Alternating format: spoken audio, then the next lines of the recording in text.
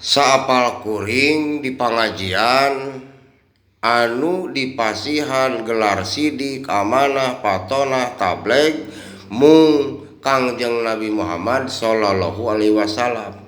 Tuluy ari ente saha umur beki kolot lain beki mikir, nyaritakeun pernah jadi pejabat, nyaritakeun berpangkat bari geus eureun. Nepi ka ngarasa leuwih bener tibatan batur, umur geus kolot leuwih bener tibatan budak ngora. Tuluy ente saha? Jadi sifat sidik amanah patona teh Allah nu mere atawa ente nu ngaku atawa ente nu nyieun. Cing inget cing sajalma anu ngingu kagorengan leutik jadi kagedean.